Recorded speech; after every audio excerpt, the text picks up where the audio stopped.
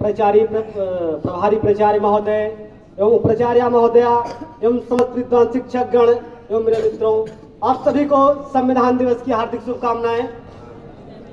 सर्वप्रथम गूंगों को जुबान, कानधारी को सम्मान तथा इस देश को संविधान देने वाले विश्व रत्न, बोधिसत्व, ज्ञान के प्रतीक, भारतीय संविधान के निर्माता बाबा साहब अम्बेडकर के चरणों में श्रद्धा का सुमन अर्पित करते हुए मैं अपनी बात को रखना चाहूंगा। जैसा कि आपको पूर्व विदित है कि आज 26 नवंबर है। आज के ही दिन हमारे देश का कानून, हमारे देश का संविधान यानी कि 26 नवंबर 1949 को बनकर तैयार हुआ था। संविधान को बनाने में 7 समितियां थी, जिसमें से एक समिति थी प्रारूप समिति। प्रारूप समिति के अध्यक्ष बाबा साहब डॉक्टर बी आर अम्बेडकर थे। 7 समितियों ने मिलकर संविधान को 2 वर्ष 11 महीने और 18 दिन में बनाने का काम किया था।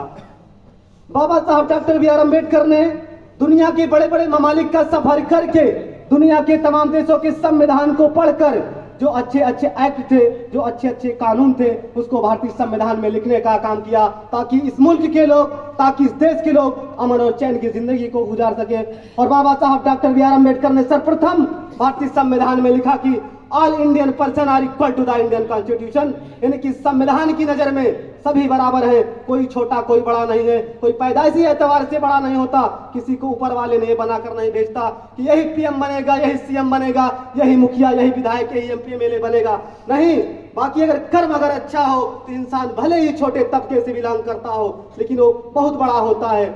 और जब तक हमारे देश में संविधान नहीं था तब तक इस देश में राजा का बेटा ही राजा बन सकता था, लेकिन जब हमारे देश में संविधान आया, तो एक आम महिला की कोख से जन्म लेने वाला बालक भी अगर उसके अंदर काबिलियत है, अगर उसके अंदर गुण है, तो इस देश का राजा बन सकता है, इस देश का शासक बन सकता है। और हमारे देश का संविधान इतना खूबसूरत है, अगर उसे एक दिन ईमानदारी से लागू कर दिया जाए तो भारत को दुनिया का नंबर 1 देश होने से कोई नहीं रोक सकता है। और हमारे देश का संविधान इतना खूबसूरत है, जब विदेश के लोगों ने, यूरोप के लोगों ने हमारे देश के संविधान को पढ़ा तो उन्होंने कहा, on the earth the most beautiful book has been written by human being, it is Indian constitution.